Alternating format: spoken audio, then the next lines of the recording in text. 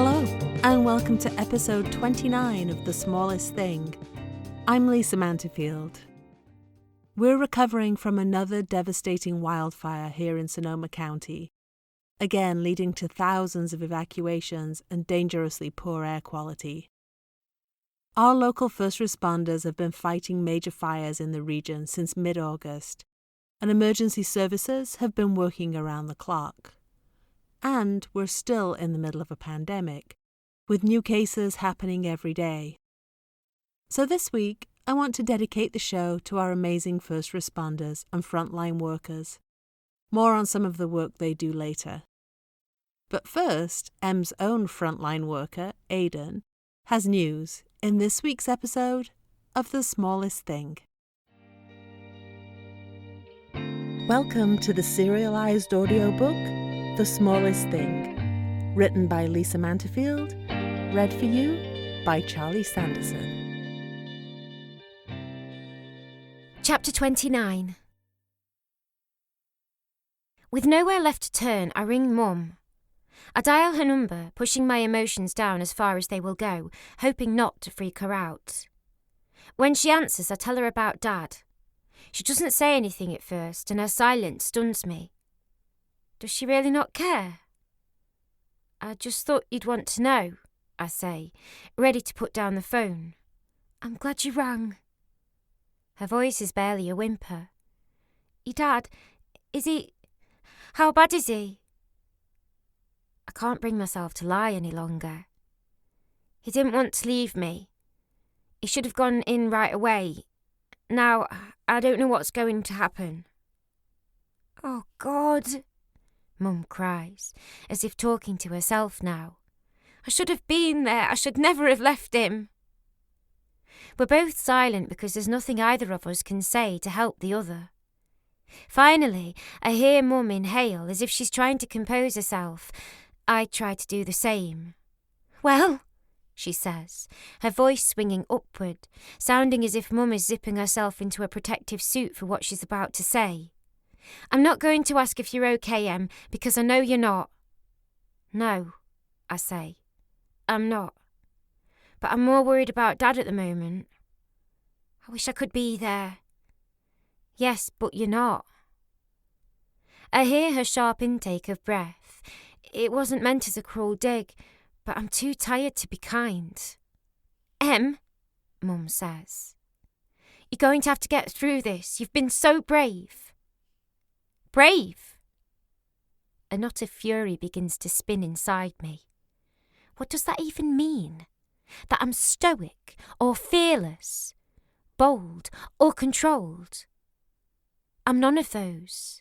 I didn't mean there is no bravery in what I'm doing, Mother. She has no clue. I'm not here because of some courageous decision, some act of self-sacrifice for the good of mankind. I'm just doing what I have no other option but to do. I'm getting up each day, getting dressed, remembering to eat, usually, remembering to follow protocol. I put one foot in front of the other and move forward as best I can. She has mistaken my held-up chin for bravery. It's up because I'm too scared to look down. I'm not brave, not at all, I tell her. I'm afraid. It hurts to say that out loud, but I no longer want to try to pretend I'm strong. I'm afraid to stop, afraid to let go, to give in. I'm afraid of dying, I say. If I were truly brave, that's what I'd do. I'd stop pretending to be invincible and I'd be brave enough to face death.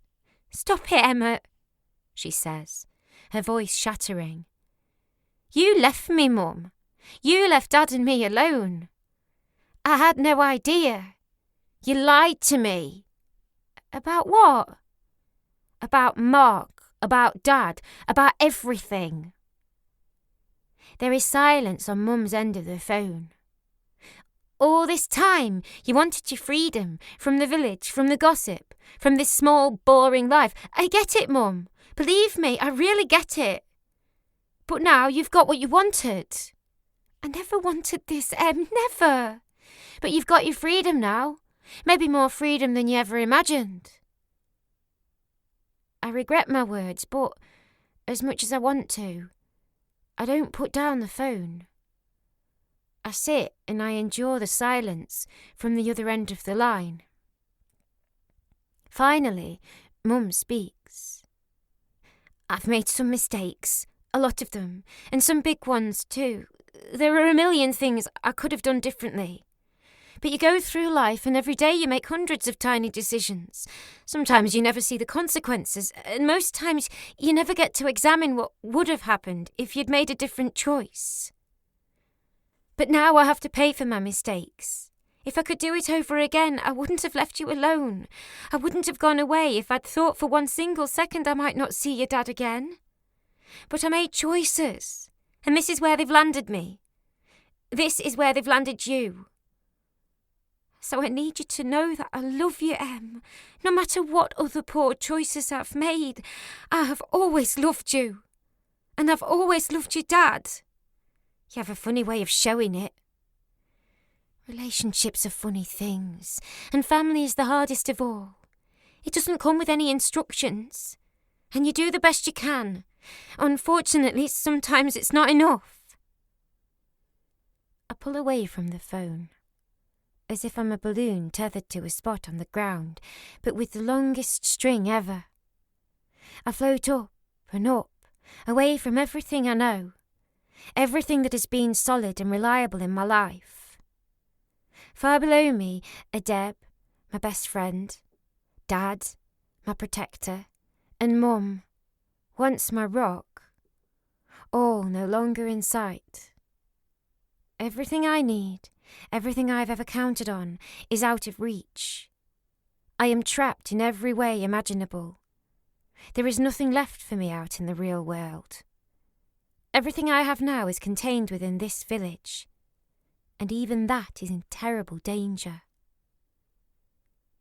We don't have a family anymore, Mum, I say. We don't have anything. For the next couple of days, I go through the motions of feeding myself and trying to stay healthy, but I lack conviction. I want to see Dad, but I'm on lockdown. I can walk out of my house just the same as before, but if I'm caught, I'll be escorted back. I almost wish they'd taken me too. At least that way I could check on Dad to make sure he's all right. My new homemaid drops by in the afternoon, leaving a box of fresh supplies. We exchange the requisite information. I tell him I'm fine, and he lets me know that Dad is about the same. I have no way to know if he's lying. He, on the other hand, gets my story by recording my temperature. It's a little higher than normal, but I tell him I've been upset. I'm not sure if he believes me, but he says he'll come back to check on me in the morning. I don't know what to do with myself the rest of the day. I drag myself around the house like a Velcro pinball, clinging to the windows like an idiot, hoping that Aidan will come past. Just seeing him through the window would be like a dose of good medicine, enough to last me another day. But I know he won't come. He's in Bubble City now too. The quiet in the house is overwhelming, leaving too much space for my dark thoughts about Dad and Deb to clamber in. If I give myself over to them, I'm afraid I will never surface. Instead, I busy myself tidying the house and reordering the bookshelves, filling one shelf by height order, another by colour, and a third alphabetically by author. Each mindless task takes me a small step closer to the brink of insanity. Upstairs, I pass the door to my parents' room, and the sight of the empty bed stops me. The expanse of rumpled, flowered sheet lies like my unknown future, with no certainty of if or how it will be used again. Will Dad come home? Will Mum? If they are both able to return, will they? If I'm able to leave someday, will I? Everything that was once only confusing and uncertain now hangs in indiscernible shreds. I push around the door for the first time since Dad was taken away. I expect the room to feel different, given all that's happened here, but it doesn't. The room looks as if someone has spent the night in bed, got up this morning and gone about his normal day. I push open the bathroom door, expecting to see a damp towel on the floor, whiskers in the sink and a spray of toothpaste on the mirror. But that's not what I see.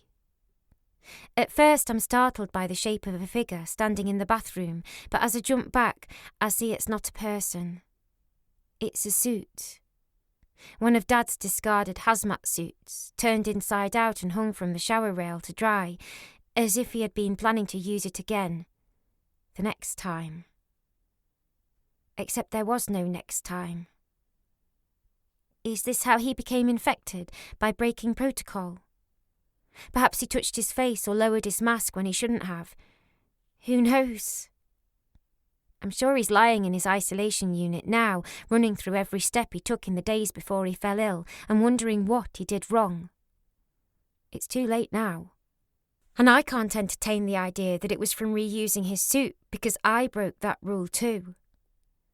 The thought washes through me, taking with it the last of my strength.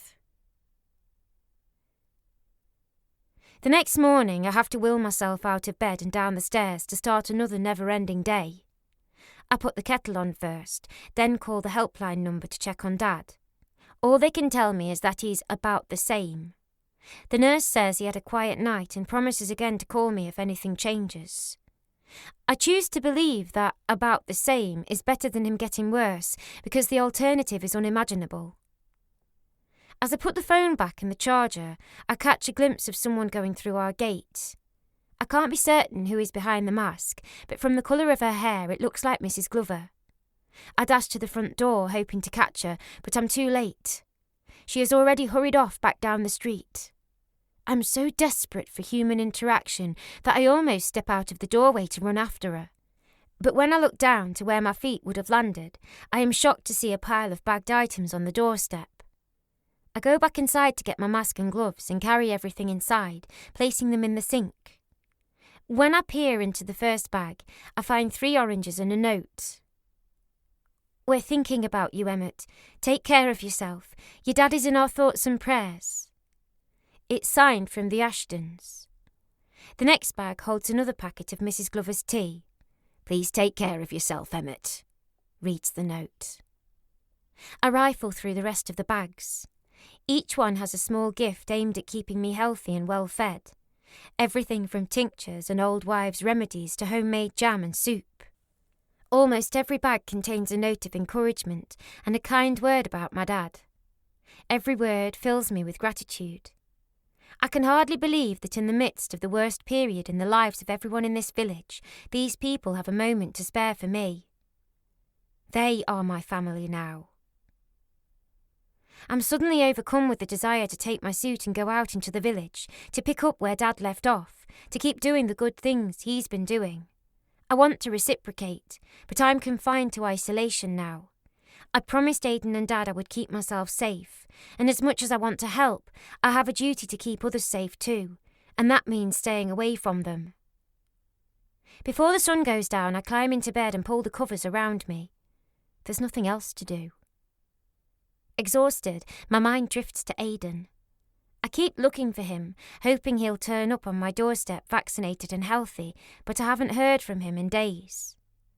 The thought of what's gone unsaid is too much to bear, and the weight of exhaustion pulls my eyes closed.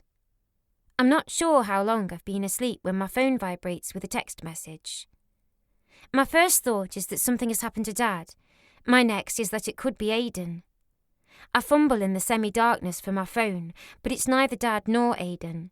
It's a text from Ro. Sorry about your dad, it says. I am out of quarantine.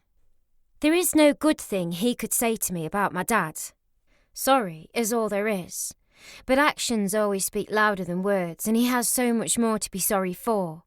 Sorry I deceived you. Sorry I manipulated you. Sorry I ratted you out, thwarted your escape, forced you to stay. Oh, and sorry I told you I loved you, then as good as signed your death warrant. A chamber of molten fury compresses inside me. I pull back my arm, aiming the phone at the far wall. But something stops me, an expression I'd overheard when the options for treating Grandma Siddle's cancer had run out. Putting your affairs in order. I am not yet ready to surrender to my fate, but my options are fast running out, and I'd prefer my affairs to be settled. Glad you're okay, I type back. After a pause, he responds, Sorry I let you down, just wigged out. I hesitate, searching again for what I should say over what I want to say. Finally, I say it. You were right. If I'd escaped, if I'd infected other people, if I'd been responsible for destroying other people's lives, I couldn't have lived with myself. I wait for him to say something more, something reassuring, perhaps. Maybe when all this is over. So his response, when it comes, jars me. Have a good life, Em, is all he says. Have a good life? A good life? A life? Any life? How can life be good? How? The molten fury boils again, and this time I launch my whole body into the throw. The phone clatters against the wall, and I am flooded with a sense of satisfaction at the sound of something breaking. No good news has come through that device, and I don't want to hear from anyone anymore. But as I pull the covers back up and sink down into my bed, willing sleep to come again, a small, warm light ignites in me. If Roe has been released from his quarantine, is it possible the end is coming? Was Aidan right about this burning out in 62 days? We must be close to that by now. I should check the internet, see if my phone is still working, try to find out more news. I try to sit up, but the weight of sleep tugs me back down into the bed. As it pulls me deeper, I feel like I'm coming down with the cold. And the last fully formed image I see is of Dad's suit, turned inside out, hanging up to dry.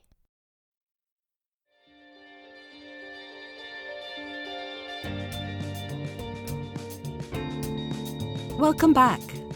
At the time of recording this episode, the huge glass fire has been burning in Sonoma and Napa counties for almost 2 weeks. It has burned almost 70,000 acres, resulting in the loss of homes and thousands of evacuations. Thankfully, the latest reports suggest that by the time this episode airs, the fire will be fully contained, although that doesn't mean fully out. The other morning, as I was driving through town, I must have caught the firefighter shift change, because the main highway out to the burn zone had a convoy of fire trucks in each direction. Alongside our local fire department and the California Emergency Response Team trucks, I saw dozens of units from all around the state. Every day our fire captain gives an in-depth update on what's going on, often from out in the field and the thick of the action. I am hugely grateful to the teams of first responders that put their own lives at risk to protect ours. I also want to express my gratitude to our frontline workers who are still out there in the trenches helping those affected by COVID. A family member of a good friend was recently diagnosed and hospitalized with COVID. She told me about her experience, how quickly the medical staff responded, following up immediately with contact tracing and testing. She described the system the hospital has in place to get patients isolated and in care until they're able to move to the next level of COVID rehab, and eventually, hopefully, home, to complete the long recovery. She told me about the iPads made available so that isolated patients can stay in contact with loved ones and have virtual visitors. How the rehab center was set up with a safe glassed-in patio area to make in-person visits possible. How the staff took care of so many details to make a very scary situation for both the patient and family members far less scary. It's been 9 months since the first COVID case was reported here in the US, and we are far from being out of the woods. Just today, I saw a tweet from a COVID nurse expressing how utterly exhausted her team is by the constant influx of new cases. We potentially have a long winter and a second peak ahead of us, and our frontline healthcare workers aren't going to get a break anytime soon. So if you know a first responder or healthcare worker, please thank them for all they've done and all they'll undoubtedly do in the future. And if you want to express your gratitude with a token of appreciation, here's a gift I think they'll appreciate. Keep washing your hands, keep maintaining your safe social distance from others, and please, for the love of our healthcare workers and those who keep us safe, please keep wearing your masks. Until next week, dear friends, stay safe and well. Thanks for listening to this episode of The Smallest Thing. To make sure you don't miss next week's episode, you can subscribe now on Apple Podcasts, Google Podcasts, Spotify, and more. If you'd like to support the show, please leave a review and share this series with others you think might enjoy it. If you're on Instagram, tag me there at LisaManterfield_, or follow me on Facebook at author Lisa Manterfield and Twitter at Lisa Manterfield. My newsletter subscribers are always the first to know about my news, events, upcoming releases, giveaways, and more. Sign up for monthly delivery at lisamanterfield.com/subscribe and get your complimentary copy of Love, Loss and Letting Go, 3 of my short stories. Thanks to Justin Joseph for producing and editing this show, and to Ketsa.uk for the music. That's all for this episode. Thanks for listening.